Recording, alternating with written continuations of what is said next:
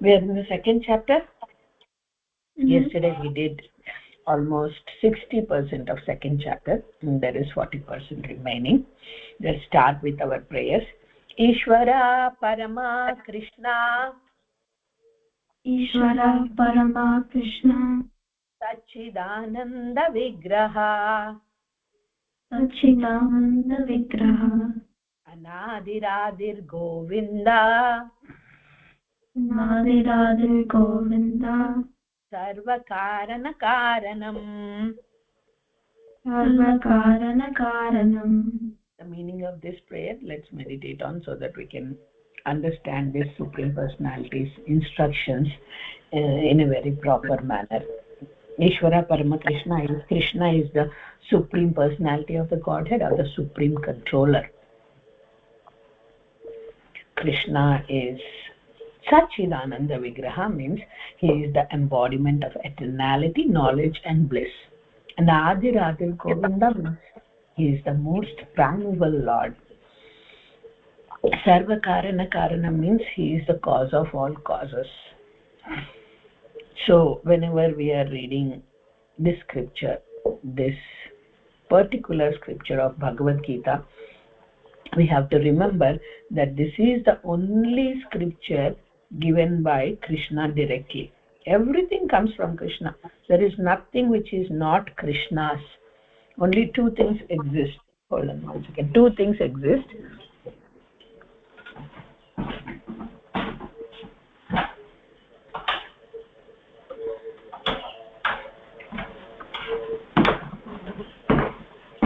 Only two things exist, that is Krishna and Krishna's.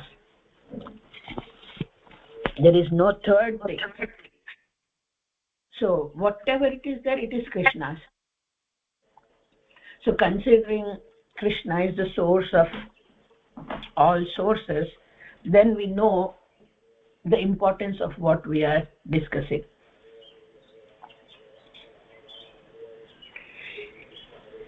If a person who is selling some goods in a street is coming in our street, so we will not have much interest in that person or what he is doing. First thing is we say that who is this person, right? What he is selling, whether it is quality or not, we don't know. We go to the quality places to get that thing. Oh no, I know Whole Foods is the best place and I'm sold to Whole Foods, so I'll go there only and get it. Maybe that Whole Foods same stuff is sold on the roads by a different person who is not affiliated to sell that, then I won't take it. Similarly, if the president of the country, he says something, I know different presidents, different understandings, different opinions about the presidents, but he is a president. Suppose he passes a rule, then though it is good or not, though it fits into our brain or not, we will follow. Because he is the president.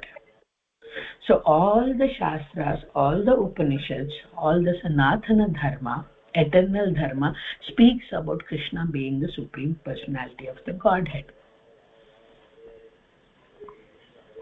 So there is only Krishna and Krishna's.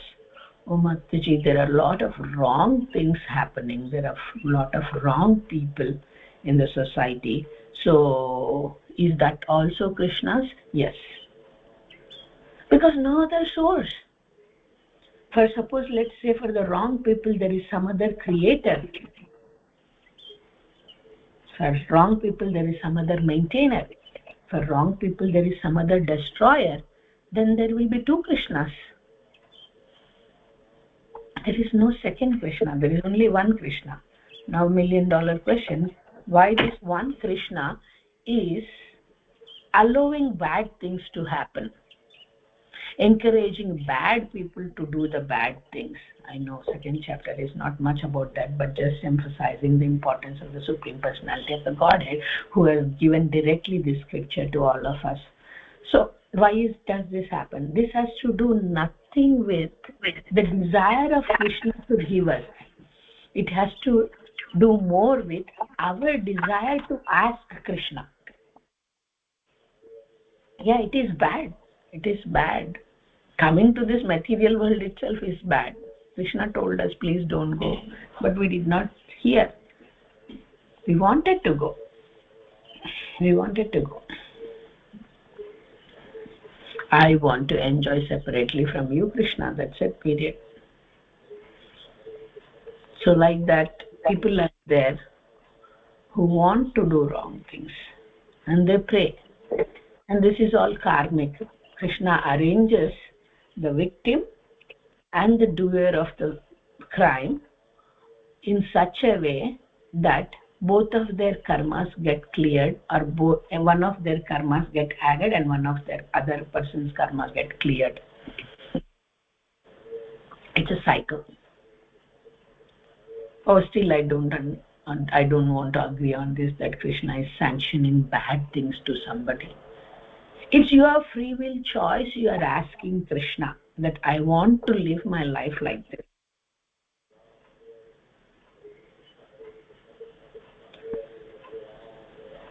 They go to Krishna in Tirupati and then they pray, like, if I do nice business this year, 50% of the profit I'm going to give you to Krishna. And then what business he does doesn't matter. He's giving 50% to Krishna. I mean, Krishna is not greedy for that 50%. What I'm saying, trying to emphasize the point here is, the giver is Krishna only. No other person is there. And how he will manage this wrong things happening by sanctioning also is only possible by Krishna. There is some bad karma for the good people to undergo bad things. We know only in this lifetime what we have done. My mom and dad raised me up nicely. I am always a good person. Quotes G-O-D, good person. But before that, what? You remember only from your 5 years age when you consciously know about how to be and all those things. Before that, what? And before that, what? And before that, what? There is a lot of karma which is getting added whenever you take another birth. Another birth itself is a result of our karma. So that's getting cleared. Prabhupada said one time that the victims are getting what they desire and what they deserve. Oh, bold statement. Who desires wrong things, right? Who desires wrong things in the life? Oh, I should be tortured, I should be killed, I should be raped. Who desires that? And how can one deserve those bad things? It's a mystical thing to understand, but it is very clear if you put from the viewpoint of karmic reactions of our actions. That's why Krishna will speak in the 3rd chapter and 5th chapter more about our actions. We don't understand now. When we go through them and when we are able to relate, then it's our good fortune so that we can transform our activities, transform our thoughts, transform our consciousness. But if not, then it's a very big thing. Oh, I don't believe in God because I was a very good person and God did not do anything good for me. No. It's clearing. If suppose a person does a big crime and the police authority doesn't punish him, say leave him, or say some probationary and leave him, the crime which he did is a very big one. So what is the sentence he should get? Is death penalty. But what government and the social people, kind people will say that if he dies, what is there? If he is alive, he can change and become a good person. You are not giving a scope for that person to become good. But how about the person who died because of his bad things? Karma is there, right? So when the authority punishes this person who is the victim, then his karma is cleared. or else he has to take that karma again when he dies. After relieving also, if he does good things also, next life he has to take the punishment for that bad karma. Bad karma, good karma are two sides of the balance, but it will not even out each other. I did kill today somebody and I protected tomorrow somebody. Will it be nullified? No. You have to take the consequences of the good things you have done, consequences of the bad things you have done. There will be consequences and you have to take it. Only the thing what saves you from not taking these karmic reactions is bhakti. Okay, let's come to the second chapter now. Second chapter, yesterday we discussed up to the point of understanding that we are not the body, we are the soul. Detailed understanding we did. We should prepare ourselves for this change of the body at the time of death. That was the topic we were talking. We are not the body, we are the soul. We are not the matter, we are the spirit. We are not temporary, we are eternal. We don't lose our identity after leaving this body, and our consciousness is carried in the form of subtle body into the another body. Okay, now Arjuna is clear that he is not the body, he is the soul. Now Krishna explains the second topic here about dharma yuddha. Dharma yuddha, the name itself says dharma means religious principles, yuddha means fighting. So Krishna, the second topic he talks about in second chapter is to Arjuna is fighting on the religious principles. Krishna explains to Arjuna that there is no other better engagement for you other than fighting in this battlefield as according to your varna of being Kshatriya. There are 4 varnas we discussed before: Brahmana, Kshatriya, Vaishya, Shudra. Brahmana, top class of all the varnas. They are told to be the head of the society, and what do they do is teach. Teach what? The knowledge of the soul and body, existence. Topmost knowledge is taught by the Brahmanas, and then supposed to be, what they are doing is a different thing, but Brahmanas varna is supposed to do that particular thing. Next comes the Kshatriyas, that is the administrative department, taking care of the needs of the people. Government, you can name it as a broad as government. Third thing is Vaishya, that's the business class people, financial sector, which runs the government also, because that's the one who is going to give the bhukti or the feed to remaining all 3 varnas. Fourth one is the Shudra varna. Niyati, Shudra varna. Shudra means there is need of jobs like chores.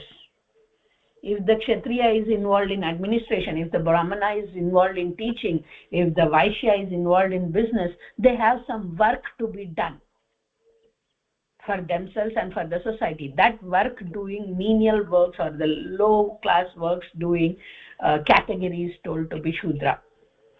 Without Shudra work, there is no way we can all exist. It's not a very low class work, but it's a kind of work.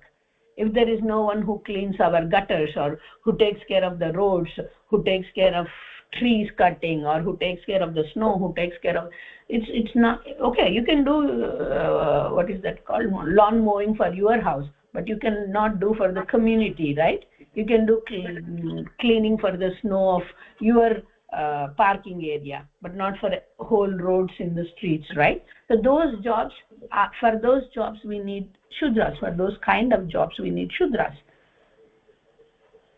Even working people, the software people or so called, whatever it is, they are Shudras. They are working for money. Business class people are the Vaishyas. So Krishna was brought up in the Vaishya varna. He was born as Kshatriya, but he was brought up in the Vaishya varna, because he was born for Devaki and Vasudeva, who are Kshatriyas, but he was brought up by Yashodhara and Nanda Maharaj, who are Vaishyas. Business class people. They had cows, they had milk, they had yogurt, it's a business class family. They were generating something on their own. They were not working for somebody. Kshatriya word means one who protects others from any harm and any danger. And how do they live? Is through the taxes, is through the business class people, helping them to maintain themselves. Arjuna's problem, one of the reasons Arjuna gives out of the 5 reasons is, I will go to hellish planetary system. Yes, we discussed in the first chapter about the 5 reasons what Arjuna gives, that I don't want to kill them because by killing my own grandfather, by killing my teachers who are elders, I will go to the hellish planetary system. So Krishna is saying that you are getting this opportunity to do your dharma, to do your duty by fighting in the battlefield, and by doing this your doors of heavenly planetary system will be open because you are doing your duty. If you don't do your duty, let's say contrary, if you don't do your duty, then sin will incur unto you. Not sin will incur unto you if you do the duty. If you don't fight, people will defame you. People will talk bad about you. They will use harsh words, insulting words against you, that you are a coward. You flee away from the battlefield because you are afraid of the defeat. That's a big insult for a Kshatriya, which is worse than the death. Krishna explains that if somebody says to a person like you, it is worse than a death. So you have to fight. What is the problem in fighting? Either you will be killed in this battlefield, which is dharma kshetre, and by getting killed in this battlefield also you will go to the higher planetary system because you lost your life while performing the perfect dharma. Or you win the kingdom and conquer the whole earthly planetary system, which is good. So in both cases you have to get up and fight. Fight for the sake of fighting, without considering the results of that activity. This is the one of the main teachings of Bhagavad Gita. You have to do the activity for sure with all full focus, but you should not be thinking or getting attached to the result of the activity. What is the consequence of the activity? Don't worry, as long as you are doing the right activity. Loss or gain, don't think. Victory or defeat, don't think. Happiness or distress, dualities, don't think. When you don't think those things and be detached from those things and do this activity of fighting, which is the dharma, you will not incur reactions. Physics, for every action there is a reaction, right?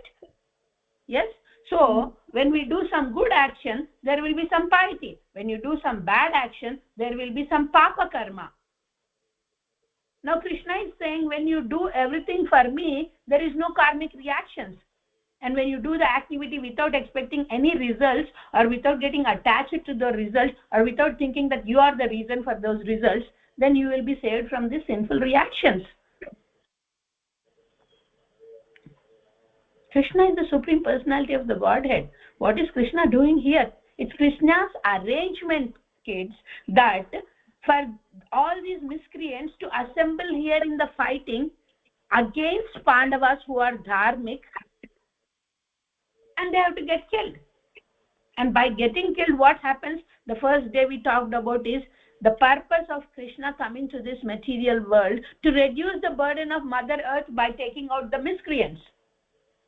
Mataji, you just told Dronacharya, you just told Bhishmacharya, you just explained that Bhishmacharya took care of the Pandavas so nicely. Pandavas were like kind of fatherless children, and he gave so much of love for them. And Dronacharya so nicely he taught all the skills of what a king should have, all the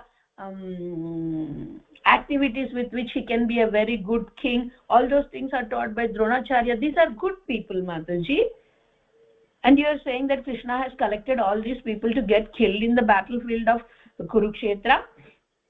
We are not able to get it. The reason is, there is a definition of being good, kind, pious, philanthropic, loving people, and there is a definition of correct people. Not corrupt people, but correct people. What we are doing should be all these things: loving, kind, charitable, nice behavior. Yes, these all things should be there, but the primary most thing is whether what you are doing is right or wrong. So that thing Krishna is saying to Arjuna, and Krishna is saying Dronacharya and Bhishmacharya fighting against Pandavas, taking the side of the wrong people, it itself is a big sin. Though maybe they are doing because of obligation, that they are fed by the king, they are maintained by the king, they belong to the kingdom, Niyati, but they should not do that. They should not do that. Oh, I am obligated, my friend has done so much of good for me, she did so many favors for me. Okay, this is a wrong activity, I'm not directly doing that wrong activity, but I will help her doing that wrong activity. I'm not telling lie, but I'm hiding the truth. It's a sin, and everybody has to take the reaction for that sinful activity of joining the sinful people. Krishna has given a beautiful analytical divisioning of body and soul, and then immediately jump to the topic of how you being a soul should act. Krishna will explain here something about Buddhi Yoga. Buddhi Yoga is not a separate chapter. We have it in the form of Bhakti Yoga. Bhakti Yoga and Buddhi Yoga are similar. So in the Buddhi Yoga, Krishna means the knowledge of yoga by which one works without expecting to enjoy the results of the activity. That is very simple to say. Buddhi Yoga. Buddhi means intelligence. What is the real intelligence is? We don't want to get entangled in this birth, death, old age and disease cycle. And how we don't fall into this karmic reaction cycle is by working without expecting to enjoy the results of that activity. You have to work. Do not get attached to not working. Krishna says in Bhagavad Gita, Mate Sangochva Akarmani. Do not get attached to not working. Do not be lazy. You have to work. When you work, don't get attached to the results of the work. Niyati padkotlet gandana. Vinchuna kada. Yeah, I'm listening. No, I'm just saying. I did not see you sleeping, but I'm just checking on you. That's what it is. So what kind of activity that will not incur sin, that will not incur... I will tell you a story here, little story, so that we all can be active. So there is a teacher, spiritual teacher, and he has a lot of disciples to learn. It's not like school teacher and school student, like here, going in the morning, coming in the evening, okay, paying the money.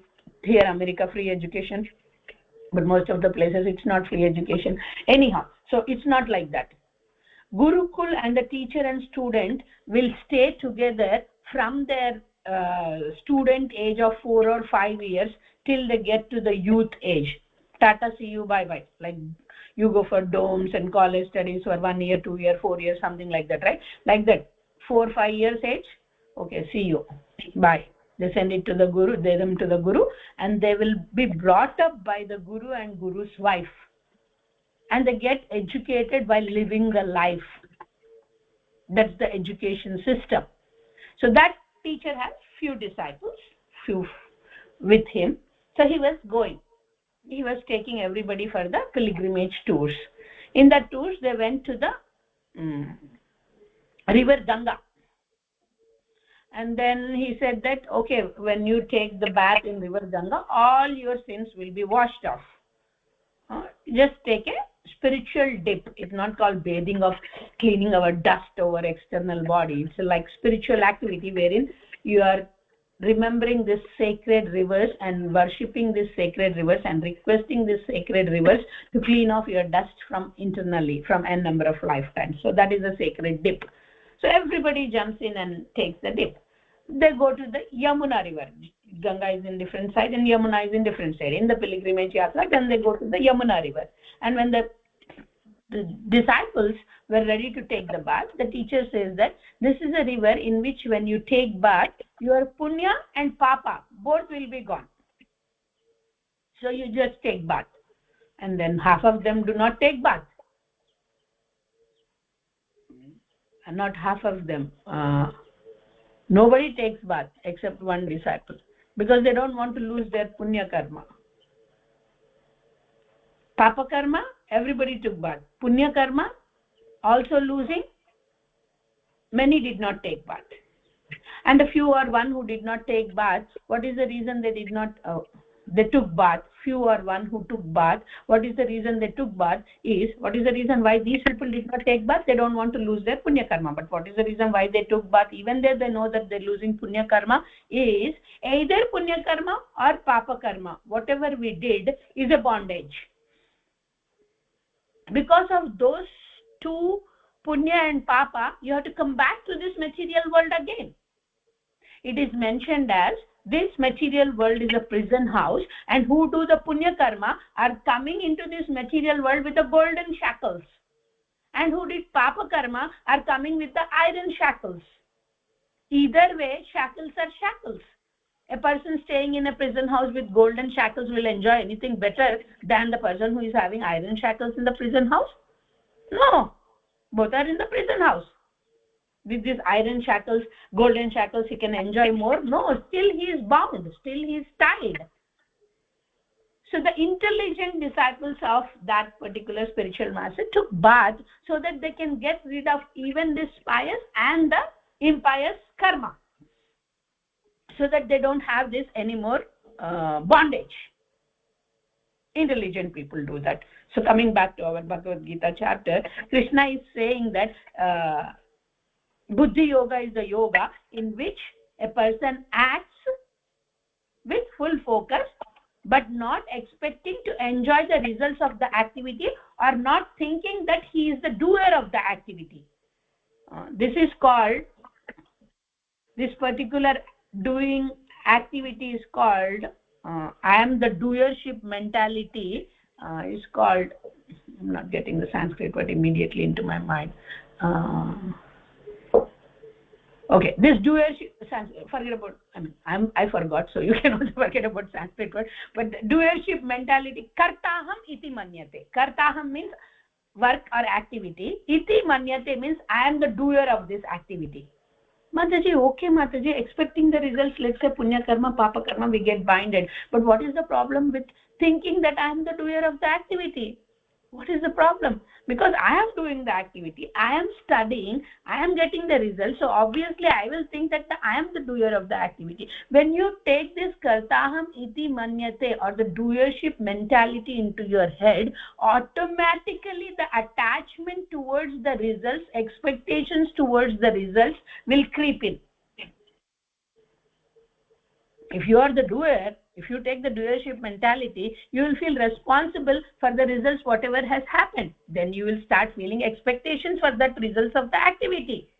Then you will get attached to the results of that activity. So we stay away from the doership mentality. Then what we should think, Mataji, when we are doing, we should think that this activity in my life is given to me by Krishna. The energy to perform this activity to do is given by Krishna. So results also I am offering to Krishna. We are free. Results also we are offering to Krishna means you work hard from morning till night, you get money. You are not going to take off all the money and go and give it to Krishna in the temple. You are going to use it. Of course you are going to use it. But when your mentality and thought process is that I am offering this to Krishna and I am using this as a prasadam, as a mercy. What does prasadam mean? Prasadam doesn't mean that laddu, cham cham, chole. No. Prasadam means that which accepted by the Lord and given as mercy. The Sanskrit term for the mercy is prasadam. So prasadam is spirit. Prasadam is not matter. Prasadam is not going to bind you to the material world. Prasadam is going to release you from this material world. In this endeavor of Buddhi Yoga, you're understanding, right, what I'm saying? Endeavor of Buddhi Yoga means working with the knowledge of we not taking or enjoying the results. In this endeavor of Buddhi Yoga, there is no diminution or loss. There is nothing to lose. And a little advancement in this knowledge and path can make us escape from the greatest danger or fear. Let's discuss more on this. This verse is discussed in chapter 2, verse number 40. very important verse, very important verse.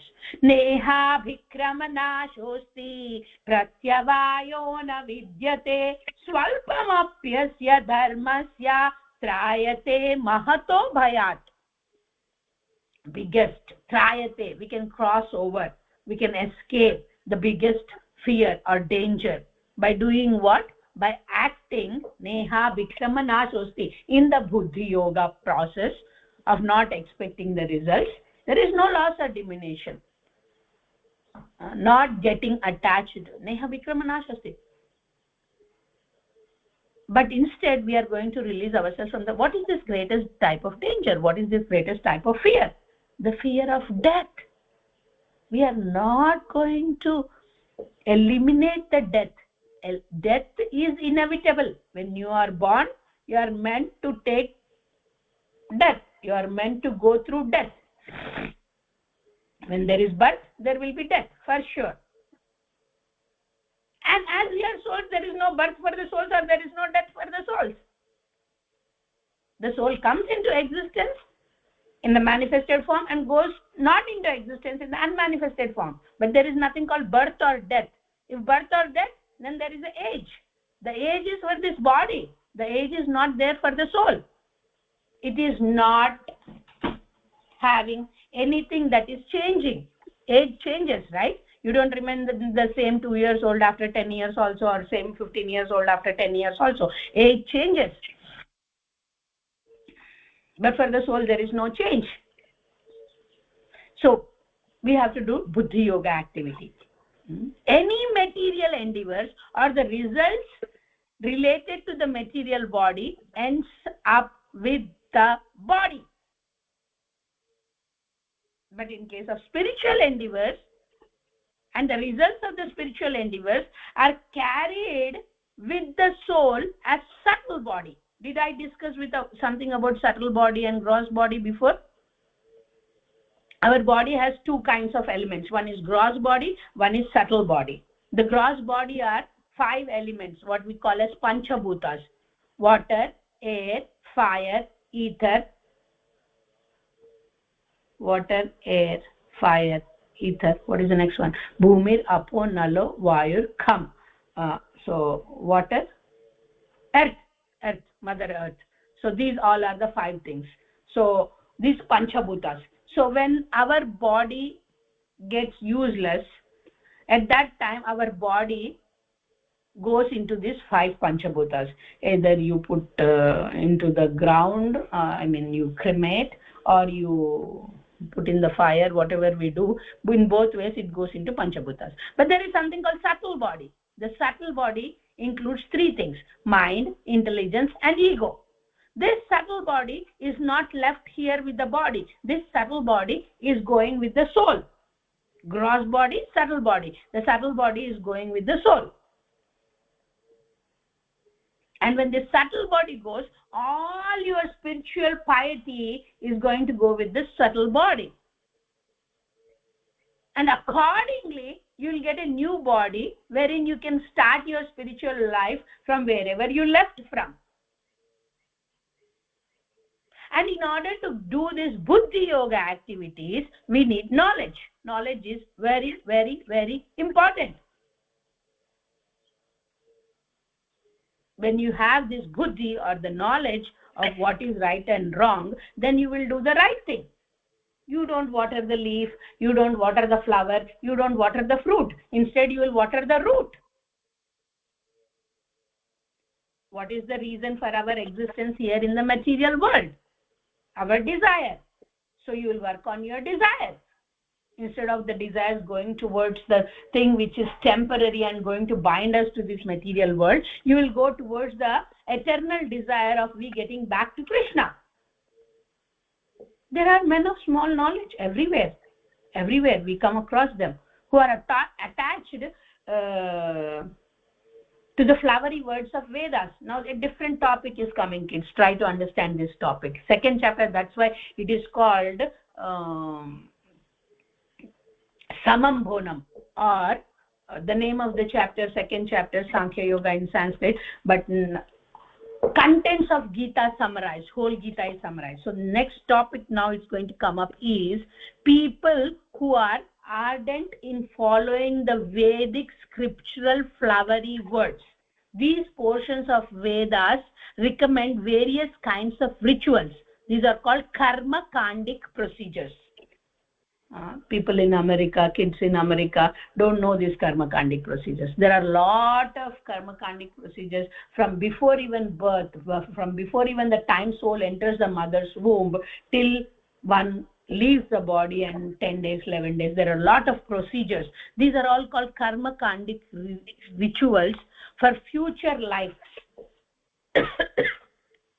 Then what will happen by doing and following all these karma kandic procedures is you will go to the higher planetary systems, where there wine and woman and all these things are available in plenty, and there is no bhakti also there. There is no part of bhakti in any of the karma kandic procedures. It is all about selfishness of either you or your family members going to higher planetary systems. That's it. What is there going on that higher planetary system? I'm not talking about Goloka, I'm not talking about Vaikunta. There are other planetary systems like heaven. Everybody says heaven, right? Here Christian missionary all talk about heaven, right? What is there in heaven? Heaven is completely a million times more than America. For a person who is living in a village in India, if you say America, it is a heaven for them. Wow, in America, if you turn, the shower will come, hot shower will come, cold shower will come. Oh wow, in America, you switch on a car from outside and the car starts, engine starts. Whatever it is, it's a kind of heaven for them. So now Indraloka is a million times better heaven than America. That's it. More enjoying mentality, more sense enjoying mentality. And what happens there is we forget our position of being servants of Krishna, and we have to go back to Krishna. That topic totally we will forget. And that is not eternal place. Suppose if it is an eternal place, then we can think that okay, what is there? I'm enjoying, right? May it be the million times better than America, or may it be something else, but I'm enjoying, right? No, you cannot enjoy for long. When your punya karma gets diminished, you have a big, let's say you have $1 million, and you are not doing anything with that $1 million but enjoying, then the $1 million will finish.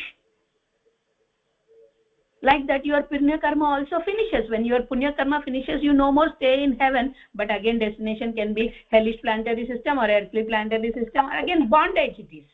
That's not the permanent happiness place. So karma kandic procedures, okay, we will do it for the sake of doing, for we have learned from our family traditions, but we don't get attached to those karma kandic rituals. Getting attached to the karma kandic rituals is getting again into this loop of janma mrityu jara vyadi. Like a purpose of a well is served by a big reservoir of water. Yes, Niyati, if you have a small that can of water, and if you have a big tank of water, if you go to the big tank of water, automatically the big can of water's purpose is served, right? So why we have to go to all these small tanks, small cans, when we have a big tank? What I mean to say is you have Krishna before you. Why you are going to depend on these demigods for different small things? Why you are going to depend on these flowery words of Vedas to karma kandic rituals and all those things? You don't. Intelligent people don't. Intelligent people go to the source of all these things, because the purpose of all the Vedic rituals, all the karma kandic procedures, all the so-called spiritual paths is to lead one to understand Krishna. And when you are understanding Krishna through the Krishna's words from Bhagavad Gita, you need not follow any of the Vedic rituals. The purpose, Vedascha sarvair ahameva vedyar, Krishna says that I am the source of all these Vedas, and I am the one who has to be understood through these Vedas. And when you follow the Buddha Yoga system, what Krishna is giving to you to go back to him, then that's the best instruction, and that's the best knowledge. Prescribed duties mentioned in the Vedas should not be neglected, but one has to do the duties without getting attached to those Vedic results. Simple. Again, going back to the principle of not getting attached to the result of the activities. Got it? When you get attached to those and do the activity, then it is a bondage. When you act without any attachment, then it is a liberation. Miserly people, what do? They keep on collecting the money, and then what happens? There is no time for them to enjoy the results of those collection of money, and they don't want to enjoy because they are misers. They want to only collect. Krishna says, like misers, there are many unfortunate human beings who do not utilize this human energy in devotional service of Krishna. They are busy in collecting the piety. A person who is engaged in devotional service becomes free from all good and bad karma. This material world is called Dukkhalayam. This material world is called Durgalayam. Durga Devi, she is the superintendent of prison house. The energy of the Lord. External energy of the Lord is Durga Devi, and she is going to take care of this Durgalayam, who is doing good, who is doing bad, what karma who is getting, how much time he has to be in the prison. Everything is taken care by that superintendent Durga Devi. Those who are great sages, those who are intelligent people, always want to get free from the bondage by performing devotional service. Because if you don't perform anything, I'm not saying devotional service means, oh, morning you get up and take head bath at 3 p.m. and wear good clothes. Yes, that is there, but that is not. These all things we are doing to uplift our consciousness to a level where we can always think about Krishna, or the source of everything what we are enjoying. I'm not anyway lowering the value of the things what anybody does in the process of pleasing Krishna. Like, I'm not saying that we doing Nirjala Ekadashi the other day, or we doing getting up early in the morning, taking bath with cold water, whoever does in whichever the capacity they can, whatever they are doing. I'm not saying that those will not help, but that those are not all in all. With those all things, we have to come to an understanding of what Krishna is explaining us in Bhagavad Gita to perform the Buddhi Yoga, activities without attachments. You do all these things, and next moment you have so much attachment for your so-called I and mine. Then there is no value. There is no much results of what you have done. One who has achieved this place of samadhi. Samadhi means not just the samadhi of after dying. Samadhi means a place wherein you are fixed up with your consciousness to the source of everything, that is Krishna. When you are there in that stage, Krishna says you need not worry about anything. You will not worry about anything. And now Arjuna asks a wonderful question. What are the characteristics of a person who is fixed in samadhi? Kim prabhasa? How does this person walk? How does this person sit? How does this person converse? Like that Arjuna asks. Krishna explains various characteristics of a person who is in samadhi. That person in Sanskrit is called sthita prajna. Sthita means stable. Sthita prajna, who is stable in God consciousness, who is stable in Krishna consciousness, who is stable in his eternal consciousness of being servant to Krishna. Krishna says the first and the foremost characteristic of such person is he will give up. Listen carefully, Niyati Ishika. He will give up the desire or varieties of desires for sense enjoyment.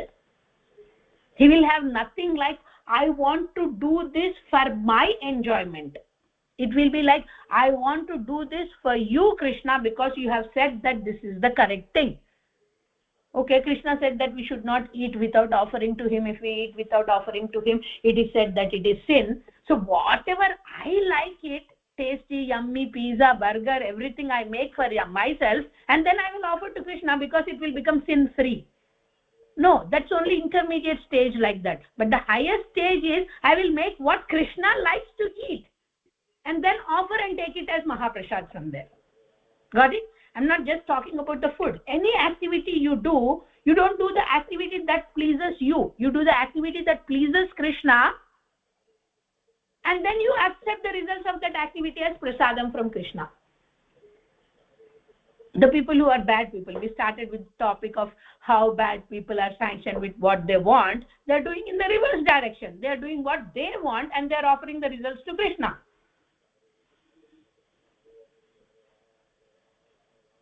free from the desire of sense enjoyment. What does this freeness from the sense enjoyment does? It makes our mind free. When the mind is free, we will be absorbed in the devotional service. This is called Hari Toshanam.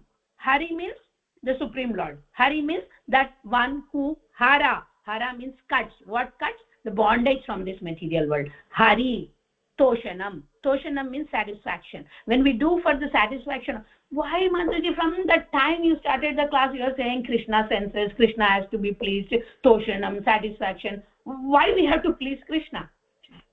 We have to please Krishna because we are part and parcel of Krishna. By pleasing Krishna, that is the utmost permanent eternal happiness what we are going to get. And by working on that side, we will not work on the opposite side of pleasing our senses. Pleasing our senses is a bondage. Pleasing Krishna's senses is a liberation.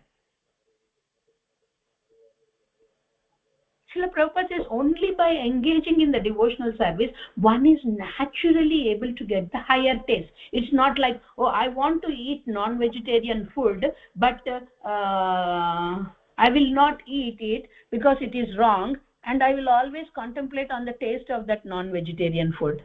It is equal to that of you eating the food, because you did not lose the taste for that food.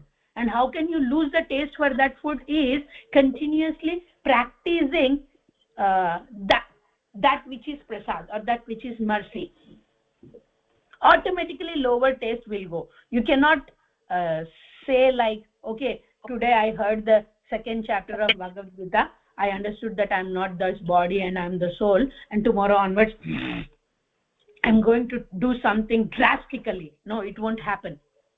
It will happen gradually. The tushyanti cha, ramanti cha feature will come gradually. Unless you taste the sweetness of rasagulla, you will not leave the taste of mud. They both have their unique taste, but rasagulla is better than the mud. It is nutritious, it is, I know, it is not healthy as such as sugary and all those things, but other than that, this is tasty than the mud. But unless one tastes the taste of the rasgulla, they won't leave the taste for the mud. So gradually building this higher taste will help us to leave the lower taste.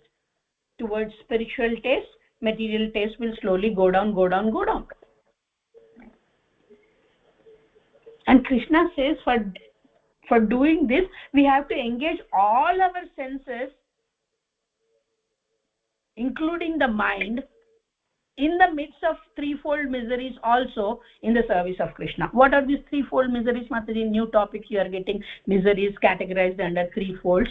That's called tapatraya. Tapatraya antar kada. Enta tapatraya amaki ila chestundi ani antar. Tapatrayam ante, it's like kind of, she's like, she wants to do it but she's not able to do it, or she's desiring fully to do that but she's not able to do it. That's because why we are, threefold miseries are there in this creation, in this existence. What are the threefold miseries?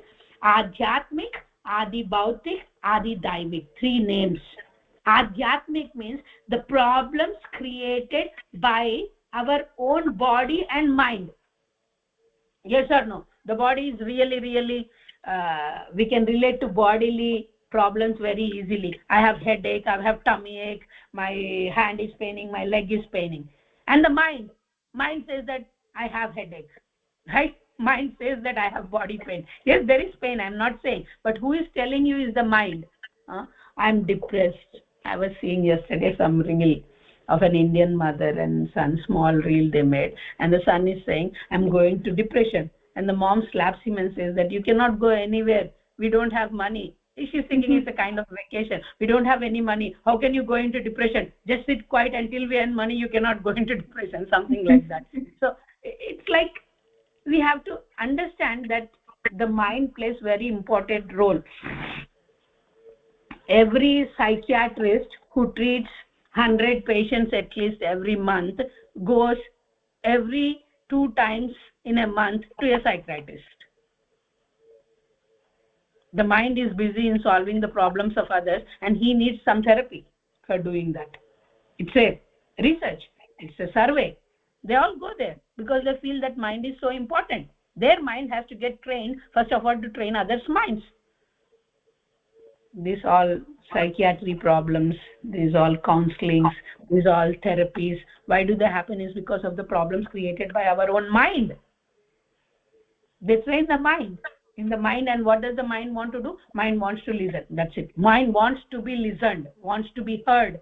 So what they do there is they sit and listen to them. That's it. Okay, tell me, tell me, tell me, tell me, tell me, tell me.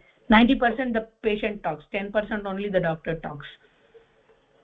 The second type of problem is adi bhautik klesha. Adi bhautik means the problems created by the other living entities. May it be a fly. One fly came into my room yesterday. Bhakta Riksha people came in and went out. One big fly came and it is bothering me really. It is coming in between, sometimes in my ear, sometimes on my hand, and I'm not able to figure out the way. I can see it sometimes, but I can't. I mean, I'm just saying, problems created. My mind is getting disturbed because of the fly, and one who is stable will not get disturbed. I was telling to my Prabhu, oh, these flies are coming in, Prabhu, and then he says, in India you see too many flies, they come and they go. Why you are worried with that thing? Like the fly is not going to make you sick. So why you are worrying? It will fly, it will touch, it will go, it will do whenever it want it go. And what is the lifetime of a fly? Don't think so much. Titikshasva, we yesterday learned about tolerance, right? A person who tolerates the things and says it's okay, it's okay. It's not like it's a snake which is moving around in the house and we are afraid that the snake will bite. It's a fly, normal fly, levels. So adi bhautik means problems created by the other living entities. May it be an ant, may it be a fly, may it be a mosquito, may it be the neighbor, may it be the mom, may it be the dad, may it be the teacher. Problems created by other living entities. The third one is adi daivik, the problems created by natural calamities. There are some natural calamities, like there is a fire, there is a tsunami, there is a tornado, there is a volcano, etc., etc., etc. And a person who is fixed in buddhi yoga, coming back to our topic of buddhi yoga, neither he is elated by any material happiness nor he is distressed by the reversals in his existence in the material world. There will be reversals. These all kleshas are reversals. These all problems and anxieties are reversals, because we did not expect these things. And he will be free from attachment and anger to those things. Means when he is happy, he is getting some results, he is not going to get attached to the source of happiness results, or he is not going to get depressed more thinking about the source of those problems. We are not attached to the problems, Ishita and Niyati, but we are attached to the sources of the problems. We are not attached to the problems. I don't want this pain, I don't want this pain, I don't want this pain. But we are attached to the source of that pain. What is causing that pain? The source of the pain is we want to enjoy. I want to enjoy, so I am taking up this task, and this task is putting me into problem. I don't want that problem, but the source of that task is my seeking enjoyment. I am attached to that enjoyment. A Krishna conscious fixed person who understands the purpose of this human life will not get attached either to the happiness or to the distress. As long as we are in this material world, this good and bad keep coming. The situations, the experiences in this material world are filled with dualities. You cannot avoid. A person cannot be happy for whole lifetime. There are problems, there are issues, and they come and go. And one who is unaffected by such dualities is called a sober person, an intelligent person. He is simply concerned about the absolute things. He is not concerned about the changing things. You have something called absolute and changing. Intermediate in studies you have absolute. Means it's absolute, it's perfect, it's the fact. Other situations are, what is it called? The term which is used opposite to absolute is relative. Right? Relative term. You understand this absolute and relative terminology. Yes, Niyati? Absolute means that is fixed. Relative means it changes according to the time, place and circumstances. Relative term. Absolute is fixed. It doesn't change. Here Krishna gives an example of a tortoise. You know tortoise? Also called turtle. Right? Did you watch this Lion King movie, girls, when you were young? Simba? Yes, I showed my kids also. I also watched maybe 2 or 3 times. It was so attractive. this animation thing and was so attractive. We were kind of addicted, series after series, what will happen next, Musafa, Simba and all these things. So in that, if you remember, I remember very clearly, I related to it when I heard about Bhagavad Gita 15, 17 years back, 18 years back. This analogy comes in Bhagavad Gita 2nd chapter. An intelligent person is like a tortoise which withdraws its limbs when not needed into the shell, and which gets its limbs out only when it is needed. Yes, Niyati? And I was relating to this section of Lion King wherein Simba is in some trouble because her uncle his uncle gets lot of disturbances through which hyenas, you remember, lot of hyenas come as a herd and they follow Simba, so that Simba falls down or Simba's father falls down, something like that situation. When these hyenas are coming from a long distance, there is a vibration on the mountain hill.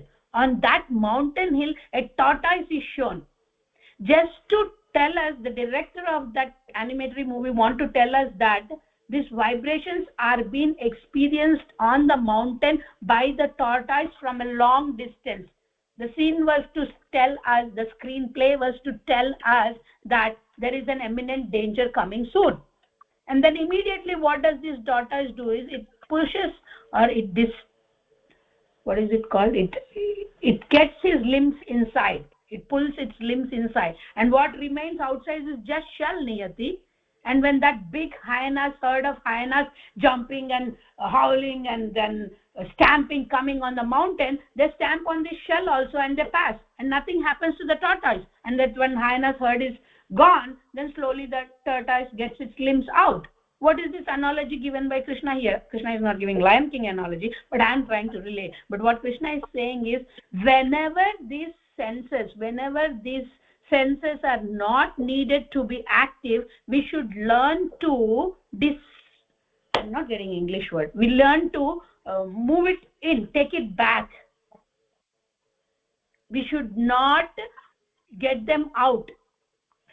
There will be lot of sense objects which are very alluring for us, but we have to withdraw, this is the word, withdraw our senses from the sense gratificatory objects, because this will cause us bondage. Arthamaindamma analogy meeku? How the tortoise withdraws its limbs whenever not necessary, we have to withdraw our senses whenever it is not necessary, because if we release these senses to enjoy these sense objects, we will be binded to this material world again and again and again. Test of a self-realized soul is his ability to control the senses. How he is able to control the senses, especially in triggering situations. Mind is very, very active. If somebody says a small thing, it blasts upon that person. Very, very randomly it blasts. Like, there is two things, right? Responding and reacting. We have to respond but not react immediately. That means we are not under the control. The mind is not under the control. In order to have the mind control, the mind has to be guided by the intelligence. And for the proper guidance of the intelligence has to be sharpened by the Shastra. That's what we are doing here, sitting three people. You understand what I'm saying? Mind is losing its control. The mind has to be guided by intelligence, and when the intelligence is not properly guided by the Shastra, real education, that mind will always go like this. Why the horse is tied on the two sides like this when the chariot driver is driving the chariot? Because the horse eyes, which are the senses, should not go here and there, here and there, here and there. They should be fully focused. So one who controls the senses, or one who is controlled by the senses, two things. One who can control the senses, in whose control the senses are called, he is called Goswami. And one who is controlled by the senses is called Godas. Go means generally cow, but the another Sanskrit meaning go means senses. Krishna is called Govinda, one who maintains the cows and one who is the controller of the senses. Goswami and Godas. Arjuna addresses Krishna many times, Govinda, saying that I am going out of control with my senses. Can you please control my senses? because you are the controller of the senses.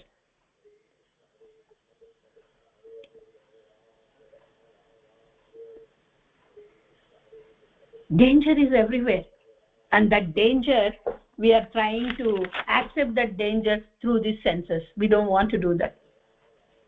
Srimad Bhagavatam, last example I'll give and we will end. Srimad Bhagavatam example, there is an example. There is a story of Durvasa Muni. Anybody, you both of you remember or anything about that Durvasa Muni? He's a very, very angry sage. Generally, sages should not be angry, but he's a very angry sage, Durvasa Muni. He's a powerful yogi. So much powers he has that he can travel to anywhere in the planetary systems. So he had an acquaintance with Ambarish Maharaj. Ambarish Maharaj is a pure devotee of the Lord, and Durvasa Muni is a perfect yogi or a powerful yogi. And this powerful yogi had to get defeated by Ambarish Maharaj. How? Ambarish Maharaj was doing an Ekadashi Vrata for 100 years. It was the time for him, the day of Dwadashi, when he has to break his fasting. And then Durvasa Muni enters to that place of worship or a big yajna, what is happening, because he has done 100 years of tapasya, of fasting. So, and then this is in Satya Yoga, so people live more than what we expected. Okay, so don't worry. So when Durvasa Muni came, Durvasa Muni said that, okay, I have my Sandhya Vandana, I'll go to the river, take bath and come back again.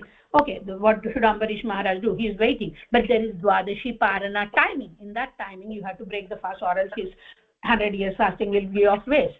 So he was in a very situation wherein he was not able to decide, because Durvasa Muni is such a great sage. He said he will come. Before he coming back, he breaks the fast by eating. It's an insult for the sages who come there. It's a disrespect.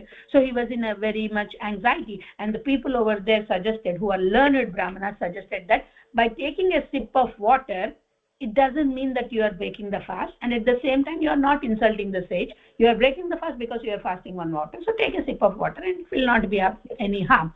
Then he takes a sip of water according to the guidance of the Brahmanas. When Durvasa Muni comes, for him it is a big thing. Oh, you break your fast without me? You are so in hurry? He felt it as an insult, and immediately his anger sprouted. He was like furious. He's a sage. He has yogic powers. He got the yogic powers because he was very, very, very austere. Austerity means he was tolerant also. But now, just a small act of a person who is really, really not sinful, or who is really, really not intending to offend you, and you lose your temper, and he creates a demon. And that demon follows to kill the Ambarish Maharaj. And Ambarish Maharaj is a devotee of the Lord. Who will get affected if the devotee of the Lord, pure devotee of the Lord, is troubled? Supreme Lord. The Lord releases the Sudarshan Chakra to kill the person, whoever is creating the problem.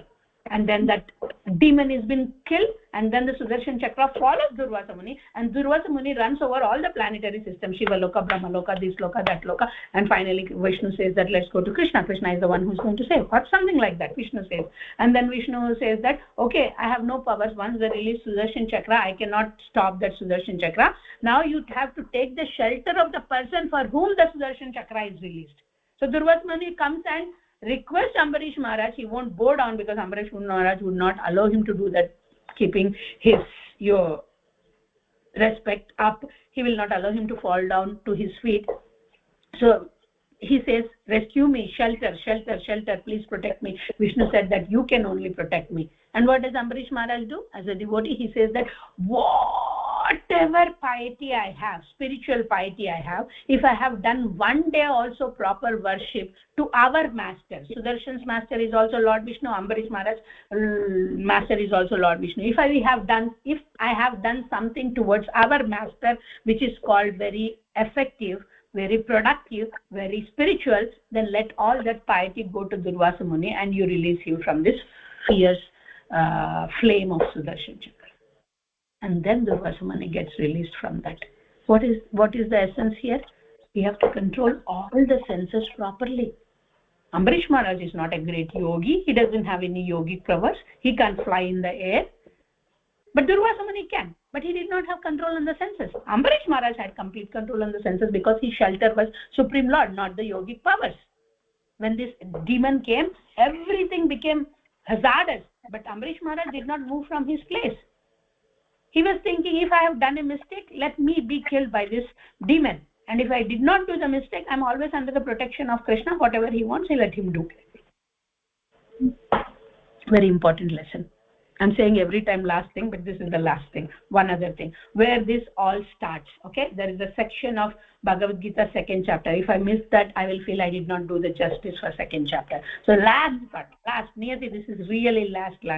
When I will just tell you a funny story, and then after last, when my son was very young, he was just 3.5 years old. I'll share the video to you. And we were making him practice all these verses, Sanskrit terms. He has read Srimad Bhagavatam, which is 18 big books like Bhagavad Gita, and more than Bhagavad Gita volumes for more than 100 times while homeschooling. But anyhow, that's an asset, spiritual asset. But what I'm saying is, we used to make him practice this Sanskrit verses, prayers, and then he was very good at that. And then I used to record him.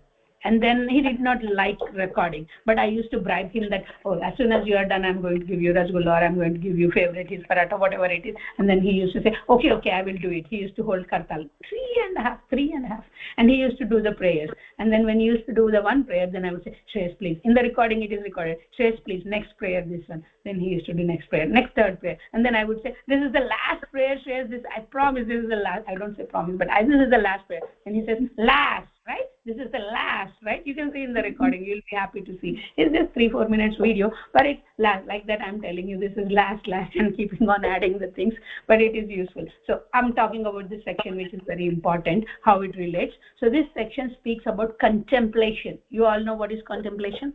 You both know contemplation meaning, Niyati? Contemplation means seeing something and thinking about that thing what we are seeing. Contemplation. Our mind is contemplating to get that, or to enjoy that, and that starts with seeing. Dhyayato vishayan punsaha sangasteshu upajayate sangat sanjayate kaman kama krodho bijayate krodhat bahati sammoha sammohat smriti vibhramaha smriti bhramshat buddhinasho pranasyati. If I don't remember Sanskrit words, I don't get the exact English words to explain you. So I just remember like that. This is a set of 2 verses in Bhagavad Gita, which speaks about how everything starts with contemplation. You see, this scenario, you're going into the mall. Mom gave you 0 money, no credit cards. You are going into the mall. You do window shopping. That's what you do. You're chilling there. Nice AC will be there in the mall. Nice things to see. You're chilling there. You're seeing. Dhyayato vishyan punsaha. And suddenly Niyati sees something from the glass window of her favorite shop, whatever it is, favorite mall shop, maybe diamond, maybe dress, maybe something. And she sees it and she thinks, wow. Just wow. And she imagines that how it would be on her finger or how it would be on her. And while doing that, she gets attached to that particular thing. And that attachment changes to lust. Lust is not a curse word, kids. Lust is something which is, you want to enjoy separately from the source of that. That is called lust. So it's not a very bad word. Lust means generally you think that sexual pleasure and all those things. Lust means anything that which is, you are trying to enjoy separately from the source of that. But ultimately it is Krishna, but lust it changes. So then you get anger. Why, Mataji? Anger, we are nicely enjoying that, right? Because the lust wants you to have it, and you are not able to have it. So it changes to anger. May you ask your mother says, no, our budget is less, or you don't need it now, or whatever it is. That changes into anger. Not exactly same scenario, but in this material world, how the things happen, I'm saying you. That changes into anger. Anger makes one forget about who you are. When your mom is angry, that's it, done. She forgets whatever she is, right? And she takes up the role of Durga Devi, Kali Devi, that's it. Everybody has to shut up. I'm not saying your mom, but I do that sometimes, so I'm just saying. Generally, mom's tendency. Intention is good, but the plus. So, delusion. And then bewilderment of memory. They forget about all the good things, whatever has happened. Like my son does something, small mistake. I would forget all the good things, what he has done, and I'll jump on him and he'll say that, no, this also has to be in good way only. And why do we do that? Because of loss of intelligence. And when the intelligence is lost, a person falls down. And here we are doing all is training this intelligence through the Shastra, through the proper knowledge. If there is one is not in Krishna consciousness, one is not adhered to the scriptures, this Vedic knowledge, there is no peace in the mind. When there is no peace in the mind, there is no happiness. Desires will be there always, kids. We are not going to nirvana. These Buddhist people say that nothingness. What are you praying on? Nothingness. Whom you are seeing? Nothing. What you are going to do? I'm controlling my senses. And then what? That senses have to be engaged somewhere, right? But there is nothingness. So how you'll engage those senses? So desires will be there. But only the thing is we have to learn what to desire.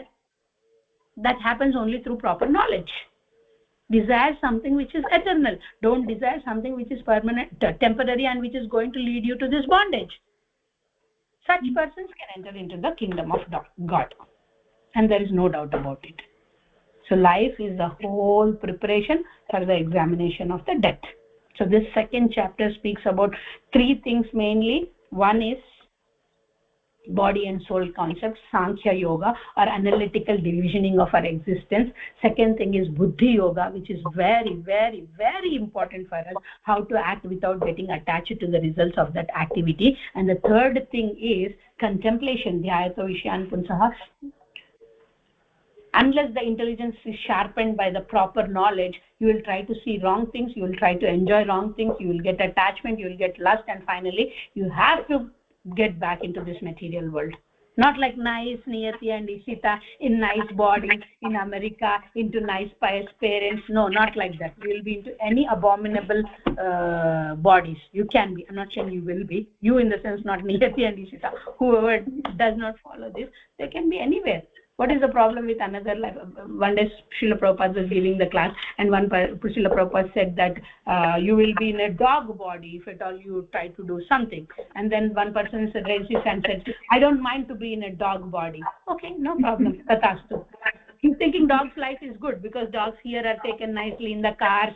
They go for grooming of the hair, nails, everything. For cows, I know one devotee who has a dog, and then she takes care of the dog more than herself. So it's not like that. The street dogs you see, then you will know what is the condition of the dogs. It's important. Okay, kids, we have spent like nice time, not more. Like we started at 7:15, so 8:20 is not more, 5-6 minutes here and there, but it's good. Okay, so we will all see you on Monday 7 a.m. Yes. Yeah. Thank you very much. Hare Krishna. Hare Krishna. See you all. Oh, I have to stop the recording. Hold on.